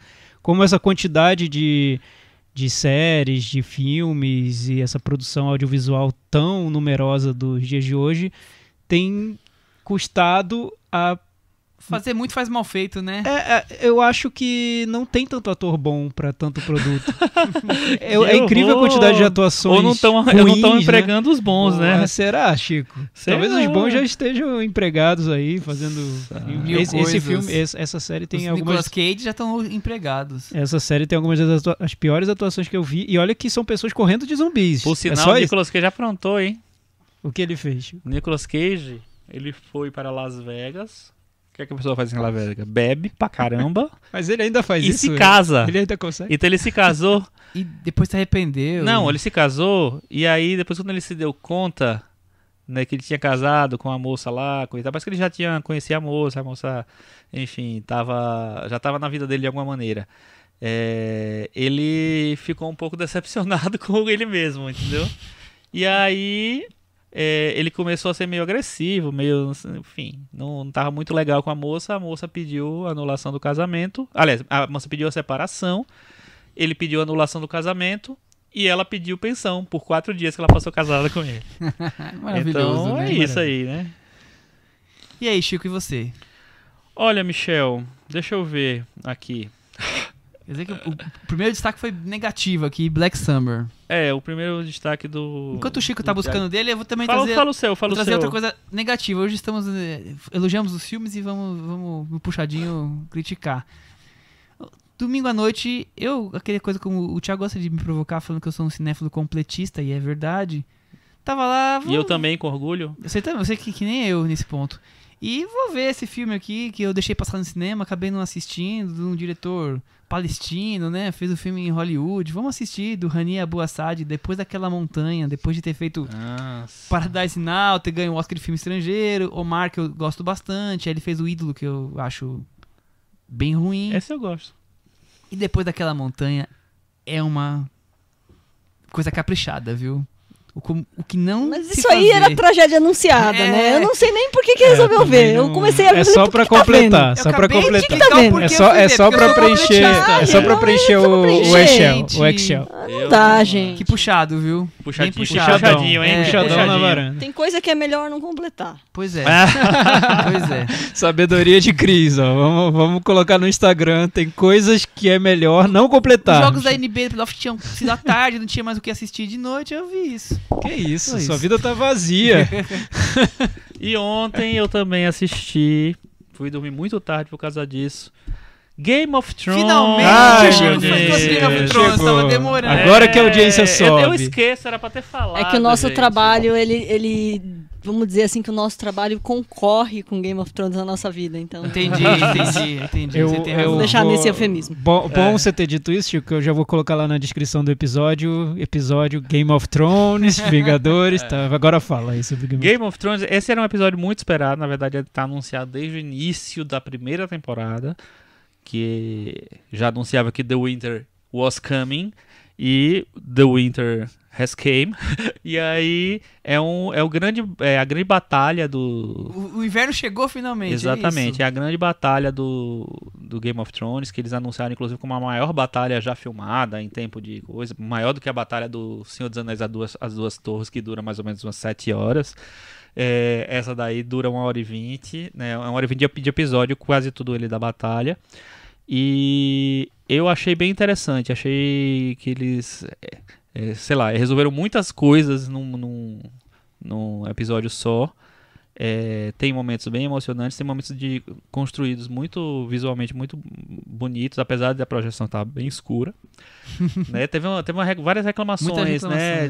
De transmissão, de qualidade, enfim, e de queda de sinal também. Gente, que difícil, né? Sacanagem, né? Nunca foi tão difícil ver Não, um imagina, episódio. no episódio mais importante, mas assim... Gente, a HBO vai ter que reprisar eu acho esse que negócio, tinha que passar né? por sinal aberto pra Eu todo acho, mundo. no meio da Globo, assim. Eu Interromper a acho também. novela e exibir. Exatamente. E aí tem momentos fantásticos, tem uma solução do episódio que muita gente ficou meio frustrada, que foi fácil demais. Eu não achei fácil nada, achei bem construída, achei bem legal. É prova de que os Stark estão presentes em todos os momentos da humanidade, desde os Vingadores até o Game of Thrones. E é isso, então acho que valeu a pena ver. Esse é o terceiro episódio da temporada, tem mais 3, essa temporada só tem 6. Então vai acabar em meados de maio. Vai acabar daqui a pouco. E você vai trazer depois um resumão geral. Vou trazer um quando terminar. resumão com spoilers. Com tudo que tiver direito. Tudo. Não tenho nenhum Funko. Quem quiser me presentear algum Funko do Game of Thrones, eu aceito. Fica a dica. Mas, Chico, Entendeu? esse episódio era pra ter sido o grande episódio? Ele é pra ter sido Era um o clímax episódio. da série? É praticamente? assim.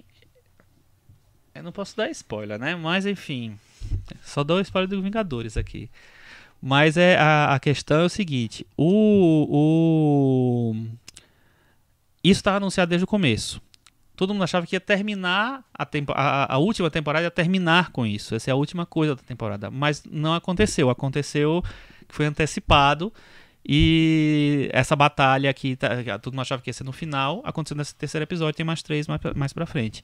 Então eles resolveram deixar as intrigas palacianas pro final e antecipar a coisa mais fantástica. Talvez surpreenda os fãs. Não, Talvez aí. acho que surpreendeu Porque sim. pelo pouco que eu assisti, que eu vi uma temporada e meia, as intrigas palacianas eram sempre, pra mim, foram mais interessantes Não, que as batalhas. Exatamente. Eu acho que, de uma maneira geral, essa coisa da luta dele contra os vilões de gelo e tal, não sei o que lá, era uma coisa que meio que saía um pouco do espírito da série, porque apesar de estar anunciado desde o começo, a série era basicamente a Guerra dos Tronos, o Jogo dos Tronos. Entre então, os tronos, né? era uma coisa muito mais palpável. E assim, o que fez o sucesso da série nesses anos todos foi um texto muito rico, foi os personagens muito bem construídos e tal, e não uma batalha física, uma coisa física.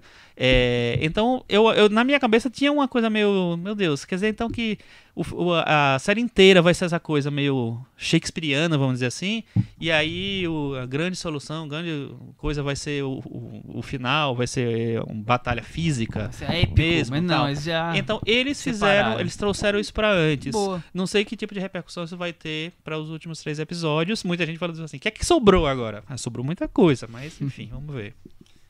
Chico, agora faz aquele momento Cantinho do ouvinte. com o Thiago Faria. Cantinho do ouvinte, deixem comentários no nosso blog cinemanavaranda.com.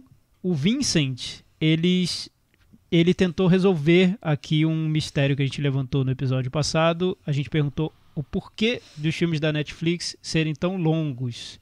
Ele disse que a principal métrica deles é o tempo de tela dos usuários. Eles dão preferência ou encorajam durações maiores para a gente ficar mais tempo assistindo aos filmes. Por isso a maior parte das séries tem uma barriga antes do final da temporada.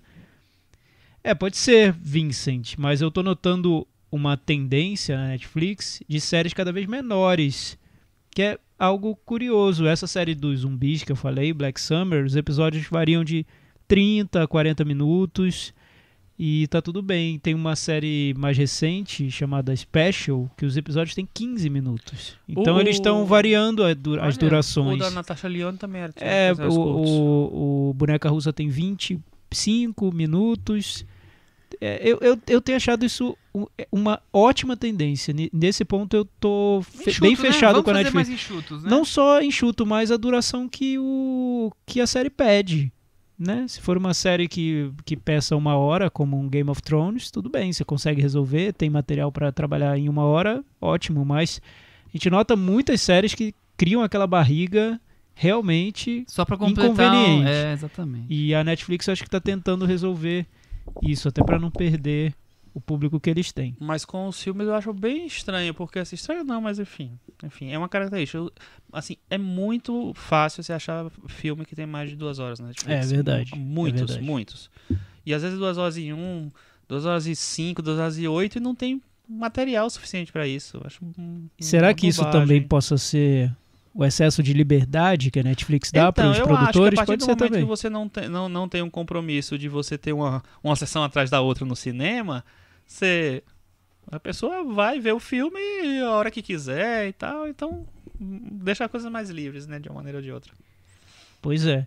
Aliás, eu não falei lá nas recomendações, mas eu vi por acaso na Netflix, que sabe quando você tá vendo algo aí começa depois alguma coisa, o algoritmo te joga já para um... Quando você vê já começou. Próxima atração começa em 2 segundos, você vai correr pro controle, tropeça, cai de cabeça no chão e começou já outra coisa passando. Aí eu comecei a ver uma série de vida natural, da natureza, chamada Nosso Planeta, e eu sinto um tédio por essas séries, porque são todas iguais no meu ponto de vista. Essa não, é bem diferente, é muito bem filmada. Mas geralmente elas são bem filmadas. Mas nessa eu achei, me surpreendeu como a tecnologia chegou num ponto em que é possível hoje filmar a queda de uma geleira gigante e te colocar dentro praticamente da geleira. Eu fiquei até com frio vendo a série. Viu como o algoritmo muito funciona? maravilhoso. O algoritmo sabia que você ia gostar. O algoritmo me conhece já, mais do que eu. Tá vendo? Porque ele acertou e eu gostei muito. Vejam o Nosso Planeta. Voltando aqui pro cantinho do ouvinte. Vitor Matheus. Ele pediu esse é um recado para nossa equipe técnica, para reduzir meu microfone, o volume, porque eu tô gritando. Obrigado, Vitor. Adoro esse comentário bom. Thiago. É o tipo de comentário que a gente gosta de ler, né? A gente corre lá para ler. Aí tem aqui, deixa eu ver aqui, o nosso amigo também, o Vincent, antes ele tinha perguntado o que diabo é Bacurau, que é o nome do filme novo do Kleber Mendonça Filho. Respondi pra ele lá. O Thiago respondeu, o Chico respondeu lá. É um pássaro do sertão, tá? Eu botei a fotinha do pássaro Quem lá. quiser saber, tem o link. O Chico colocou o link lá nos comentários do post do nosso site. É um pássaro? Bacurau é um passarinho, Um passarinho. Não é um bacalhau, entendeu? Não é um bacanal, é um bacurau. É um pássaro do sertão. E o filme se passa na comunidade do sertão, né? O Leandro diz que Durante a Tormenta é forte candidato a Guilty Pleasure do Varanda Awards. Ó, é uma Meu não, hein? é uma aposta, hein? E a Luísa Nassar, ela pergunta se a gente poderia indicar para ela serviço de streaming para filmes independentes ou mais antigos. Com o fim da locadora e a era da Netflix, ficou um pouco mais difícil achar esses filmes e eu queria alguma sugestão. Ó, o Look tem bastante coisa antiga. O Look talvez seja o mais destacável pra coisa antiga. O Telecine Play, pra quem assina Telecine, eu não sei se dá pra assinar só Telecine Play, tem bastante coisa. Que passa todos os filmes do Telecine Cult estão lá. E vira e mexe, a Apple tem colocado algumas coisas, mas sem dúvida o Look e o Telecine Play são os que mais se destacam. Nesse aspecto, eu acho que a Netflix é a pior.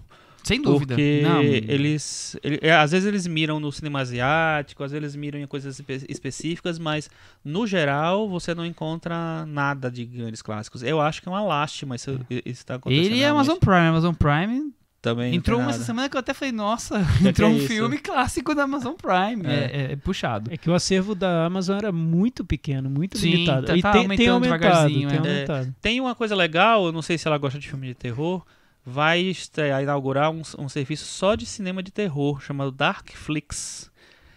Eu compartilhei, depois eu vou compartilhar no Cinema na Varanda. A ideia é que ele tenha muitas séries e 666 filmes de terror. De vários, de clássicos, até coisas mais novas e tal. Então, se quem gostar dessa seara, acho que vai estar bem representado lá. Mas é triste, né? Eu acho que a gente podia criar o Varanda Flix para poder... Pronto, tá resolvido. Só clássicos. Só com Cinematecas da Varanda. Só que não temos Cinematecas da Varanda, boa.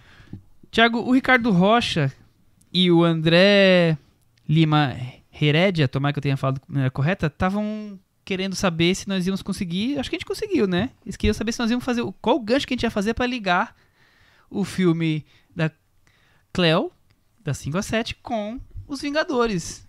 A gente conseguiu A questão do tempo. E a questão de ser a heroína do cinema francês, quer dizer... E eu acho que a gente eu não sei o que a respondeu os dois sem Guilherme saberem. ia dizer sobre o Vingadores, o Guerra Infinita principalmente, mas esse também.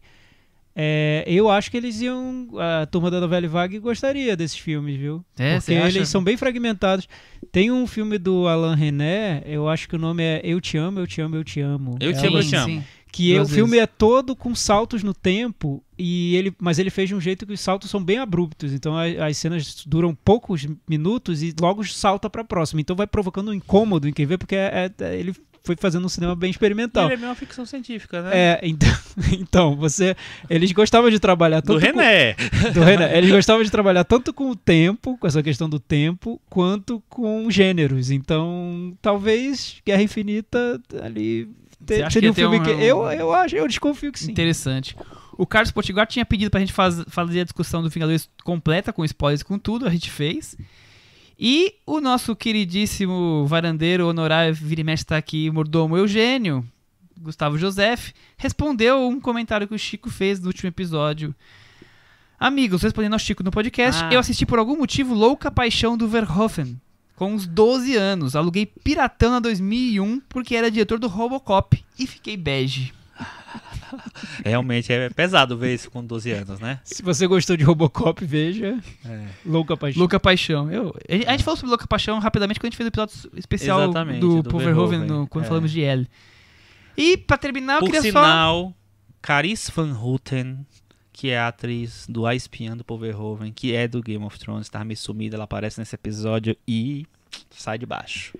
Você encontrou a conexão entre Game of Thrones e Paul Verhoeven? Não, quem fez foram eles. Todo mundo trabalhando na conexão, né?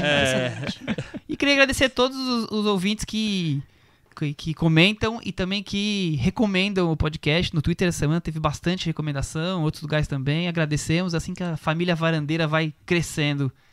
E só um lembrete, a gente tá com a votação no ar né? Não, acabou Já a votação, acabou? acabou. Já acabou? Temos resultado? Temos o resultado. O filme escolhido de 1999, vencedor foi Magnolia, de Paul Thomas Anderson. Bando de Ai, puxa-saco meu do Deus Michel, do não é céu. possível Achando você. que Eu aí acho tem que ele, balela. eu acho que ele Quem que mexe faz? nesse Quem que faz algoritmo. essa Compra de conta? voto? Foi compra Eu de queria voto? É o dizer algoritmo do Xshare. Pra É. vocês que eu ganho quase todas as votações. É o dessa varanda. Xflix. Então, Que por algum absurdo, motivo. Ninguém sabe o que tá Que acontecendo. absurdo. Vamos lançar o Xflix. Eu tô achando. Só né? tem filme do Paul Thomas Mas- Anderson, Bellatar. Mais de 20% Amos Guitar dos e varandeiros Wonka Wai. e quiseram. Wonka. Então aguardem que em breve teremos um episódio especial dos 99 com vários filmes discutidos e um bloco inteiro sobre Magnolia. Até semana que vem. Tchau. Tchau.